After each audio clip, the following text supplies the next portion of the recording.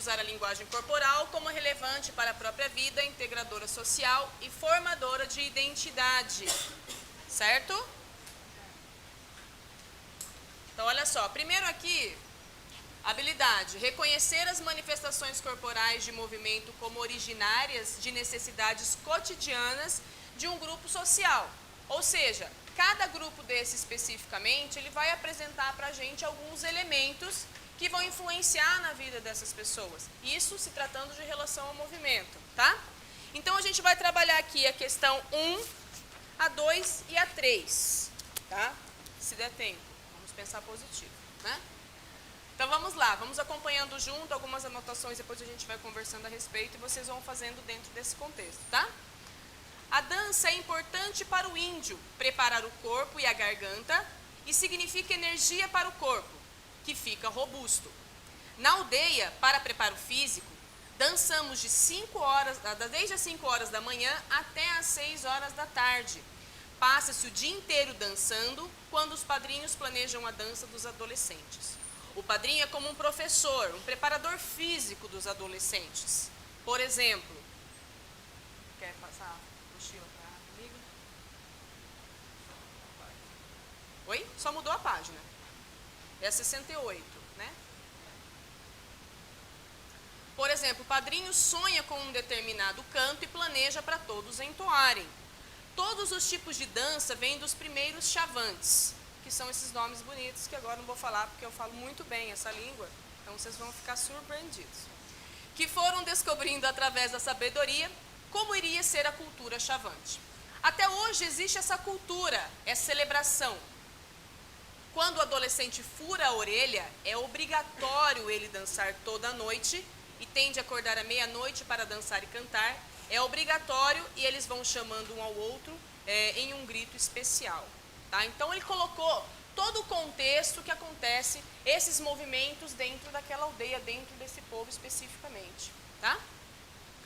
A partir das informações sobre a dança chavante, conclui-se que o valor da diversidade artística e da tradição cultural apresentados originam-se veja bem, da iniciativa individual do indígena para a prática da dança e do canto. O que a gente tem a dizer sobre isso? Não, ele não tem uma iniciativa individual, né? Ele falou lá na penúltima, quando o adolescente fura a orelha, é obrigatório ele dançar. O próprio texto já te deu essa resposta, tá? É obrigatório dançar. Então, ele não tem uma iniciativa, eu vou lá dançar, porque eu quero. Não, ele está dentro de uma cultura que o obriga a estar ali. Certo? Originam-se da excelente forma física apresentada pelo povo chavante. Também não. Lá no começo ele fala que ele vai desenvolvendo isso daí dentro de um processo. Certo? Da multiculturalidade presente na sua manifestação cênica. Não também, porque ali ele está falando só do povo chavante. Isso daqui é único e exclusivamente do povo chavante. Se a gente for pegar uma outra tribo indígena, ela vai ter um outro culto, um outro ritual para ser trabalhado nesse sentido, certo? A inexistência de um planejamento da estética da dança caracterizada pelo ineditismo. Não, né? Olha lá, por exemplo, o padrinho sonha com um determinado canto e faz com que eles entoem esse canto. Então, não tem um ineditismo. Né? Não tem uma coisa única e exclusiva, ele vai elaborar aquela questão, o padrinho, e vai passar para todas as pessoas. Tá? Não vai ser uma coisa fechada, né? Que ele vai, aliás, é uma coisa fechada e ele é obrigado a trabalhar naquele sentido. Então, ele vai ser originário da preservação de uma identidade entre a gestualidade ancestral e a novidade dos cantos a serem entoados. Ou seja, ele traz muito daquela cultura anterior, porque o padrinho vai passar o que ele aprendeu, isso é natural da nossa cultura, a gente passa para as pessoas que estão próximas a nós, para os nossos filhos, o que a gente aprendeu anteriormente, né? E com as nossas roupagens. Então, as coisas vão tendo determinadas modificações, mas a sua essência vai se mantendo dentro de um contexto específico. Certo? Querem falar alguma coisa sobre isso? Eu imaginei que vocês iam querer falar tudo isso mesmo, tá? A questão 2. A hora que faltar um tempinho para terminar, vocês me falam, que eu vou falando sem parar. A dança é um importante componente cultural da humanidade. O folclore brasileiro é rico em danças que representam as tradições e a cultura de várias regiões do país. Estão ligados aos aspectos religiosos, festas, lendas, fatos históricos, acontecimentos do cotidiano e brincadeiras e caracterizam-se pelas músicas animadas, com letras simples e populares, figurinos e cenários representativos. A dança como manifestação e representação da cultura rítmica envolve a expressão corporal própria de um povo. Considerando-a como elemento folclórico, a dança revela, primeiro, manifestações afetivas, históricas, ideológicas, intelectuais e espirituais de um povo, refletindo seu modo de expressar-se no mundo. Exatamente, ele deu aqui uma definição muito clara do que representam essas danças folclóricas. Primeiro, manifestações afetivas, históricas e ideológicas. Sempre, se a gente for pegar danças lá do Maranhão, danças do Norte, Bumba Meu Boi, Chachado aqui para o Sul, tudo isso daí ele vai estar contando uma história que aconteceu para a gente. Tá? Então ele vai falar de relacionamentos, vai falar de acontecimentos históricos, vai sempre estar comentando alguma coisa. O movimento que essa dança vai estar proporcionando, ele vai estar relacionado a algum movimento de subsistência. Tá? Então ele sempre vai estar nesse contexto que ele apresentou aqui. Os aspectos eminentemente afetivos, espirituais e de entretenimento de um povo, desconsiderando fatos históricos. Não é bem assim, na própria questão ele apresenta lá, ó. Elas estão ligadas aos aspectos religiosos, festas, lendas, fatos históricos e acontecimentos do cotidiano. Né? A própria questão já trouxe, já dá conta aqui de renegar essa questão para vocês, essa questão B aqui. Os acontecimentos do cotidiano, sob a influência mitológica e religiosa de cada região, sobrepondo aspectos políticos. Quer dizer que os aspectos políticos vão ser deixados de lado? Evidentemente que não. Tá? Isso aí influencia e muito a nossa vida. A gente não tem como descontextualizar o que a gente está vivenciando. Né? O nosso modo de vida atual, por exemplo, ele é extremamente influenciado pela nossa política. Assim como se a gente for pensar, né, em 10, 15, 20 anos atrás, também. Não tem como a gente dissociar isso daí, trabalhar de uma forma fechada nesse aspecto e esquecer outros do lado de lá. Certo?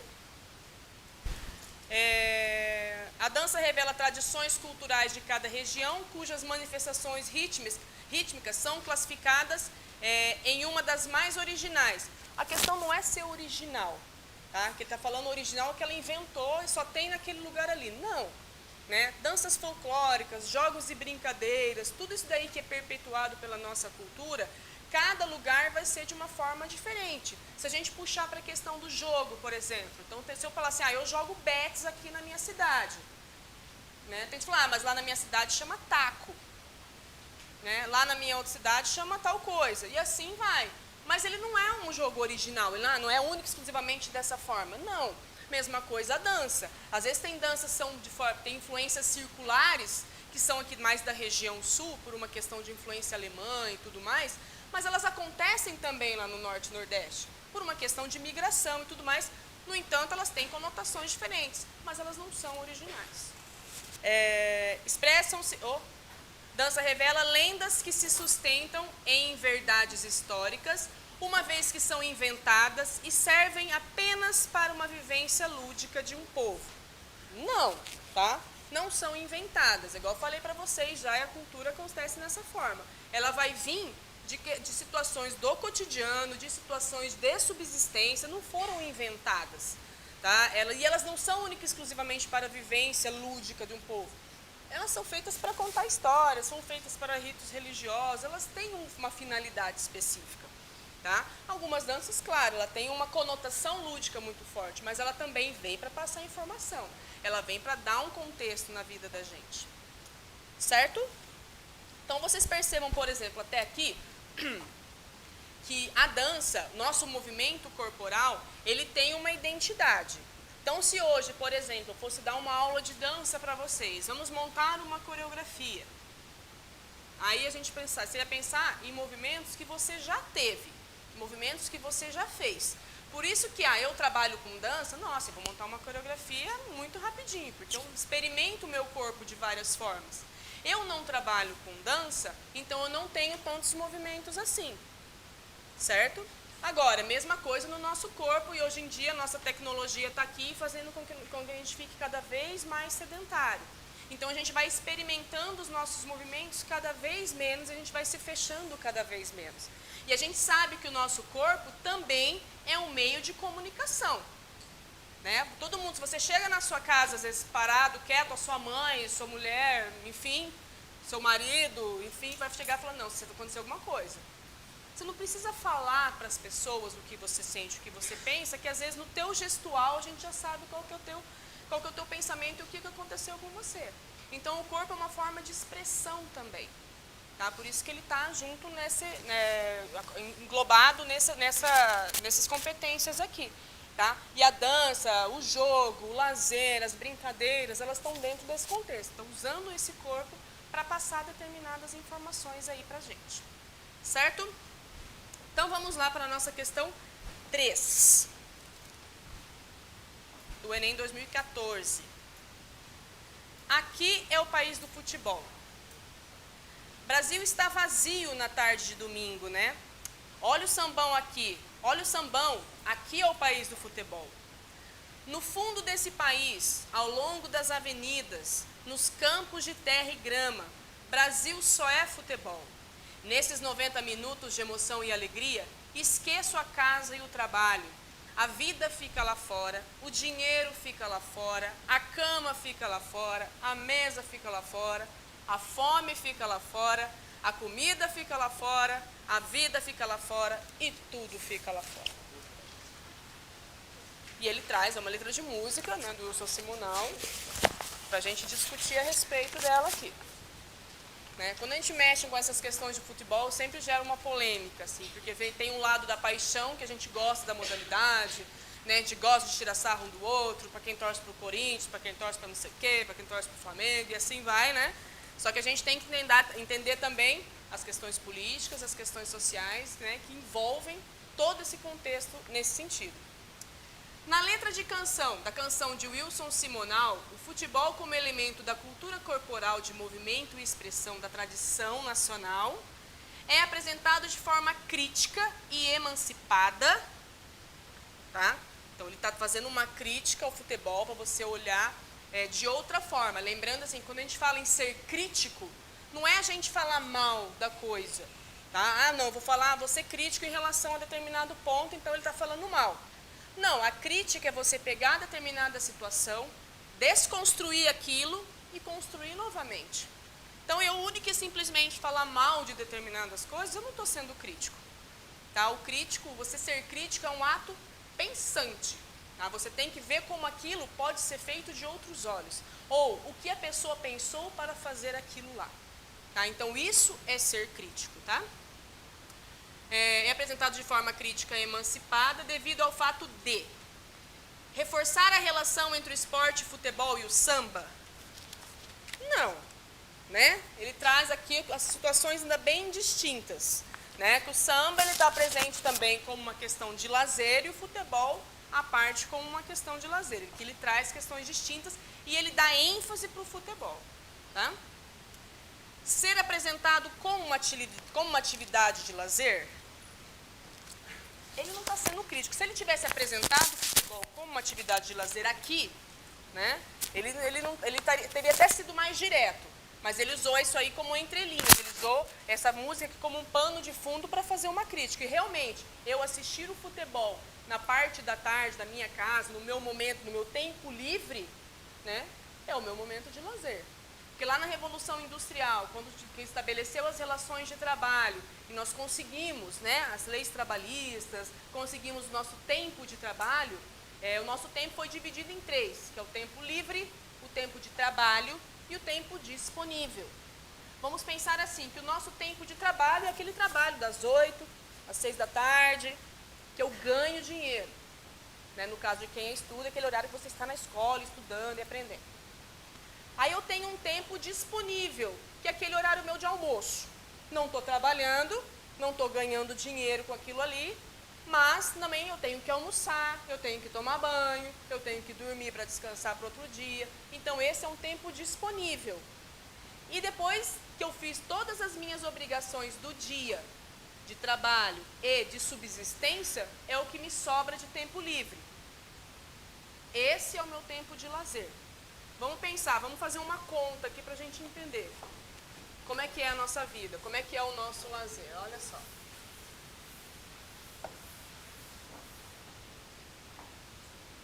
Então nós temos aqui tempo de trabalho. Vou pensar num dia aqui de 24 horas, tá? Então eu trabalho das 6 da manhã às 11 horas, depois eu entro às 14 e saio às 18. Certo? Então eu tenho aqui das 11 às 14 no meu tempo disponível.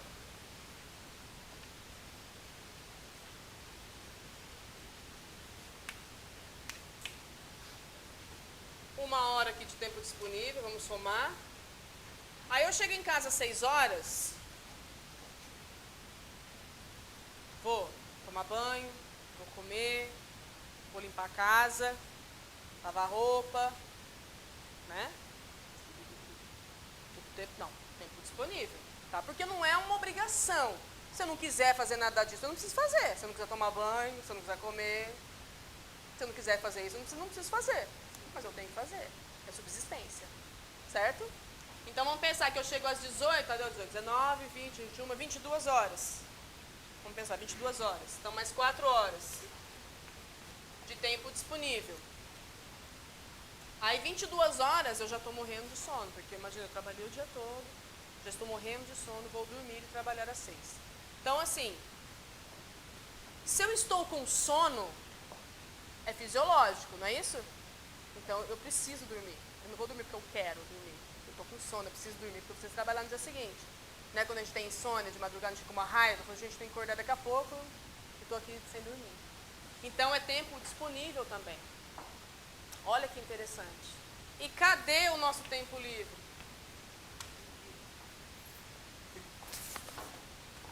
Cadê o nosso tempo livre? Que é o nosso tempo de lazer de fato. Entendem? Então a gente hoje em dia, principalmente nessas questões globalizadas, a gente tem o nosso tempo de lazer cada vez menor. Se ele tivesse nessa questão aqui apresentado pra gente o futebol, esse momento de lazer ali no domingo, por exemplo, domingo à tarde, se eu tô depois do almoço, não tenho mais nada para fazer, vou dormir porque eu não tenho nada para fazer, aí é o meu tempo livre. Aí eu dormi porque eu estou no tempo livre. Agora aqui não é o caso. Durante a semana sobra muito pouco tempo livre. Né? A gente também não se permite esse tempo livre. Né? O ócio, o não fazer nada, para nós é nocivo hoje em dia. Ele tem uma conotação negativa para a gente hoje em dia. Lá na Grécia Antiga, não. Lá na Grécia Antiga, quanto mais tempo as pessoas ficavam sentadas pensando na vida, né, mais elevadas elas eram. Olha que interessante, né? Senta ali na praça, fica o dia inteiro pensando na vida. E chega lá pro seu pai, sua mãe, pro seu marido, né? Fala, não, hoje eu estava lá elevando meu espírito, fiquei o dia inteiro na praça, sentando, pensando na vida. Né? Não é bem assim que as coisas funcionam. Porque as relações em relação a isso foram mudando. Né? Conforme as relações de trabalho foram mudando, lá na Grécia quem trabalhava era escravo. Então, assim, o trabalho tinha uma conotação negativa naquela época. Só que as relações foram mudando, o trabalho foi ganhando importância e hoje quem não trabalha tem aquela conotação mais negativa. Tá? Então, aqui, quando ele traz a questão do futebol como lazer, se ele trouxesse aqui, ele não ia estar trazendo uma crítica, ele ia estar representando o futebol como estado de lazer. Mas não foi o caso, ele fez uma crítica, ele está engarfinhando com a gente com essa música aqui. Ser identificado com a alegria da população brasileira.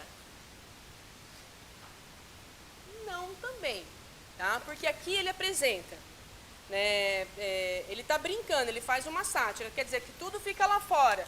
Né? A gente vê assim, na política pão e circo, por exemplo. Já escutaram falar sobre a política pão e circo que aconteceu lá em Roma, que eles construíram aqueles grandes estádios, eles colocavam as pessoas lá para assistirem aquelas brigas entre os leões com os guerreiros e tudo mais, né? Sendo que o mundo estava lá sofrendo um monte de corrupção, um monte de situação errada, passando fome, mas eles colocavam as pessoas lá, colocavam aquele espetáculo bonito, né? Dava lá um lanchinho pro pessoal e ficava tudo bem. Né? E a gente faz essa ponte para a nossa realidade. O que acontece? Quando eu estou lá assistindo o Brasil ser campeão, nossa, eu sou mais brasileiro do que nunca. Né? Não tenho problema nenhum, não tenho conta para pagar, não tem bandidagem na política, não tem imposto alto. Aí a gente é patriota, né? Naquele momento ali a gente é super patriota. Né? Por isso que hoje em dia você vê muitas vezes pichado nas ruas, o pessoal em forma de protesto, estamos revivendo a política pão e circo, né? A questão da Copa, que foi bem criticada aqui, remete a essas questões aí. Tá? Promover a reflexão sobre a alienação provocada pelo futebol. Exatamente. Olha o que ele traz para a gente.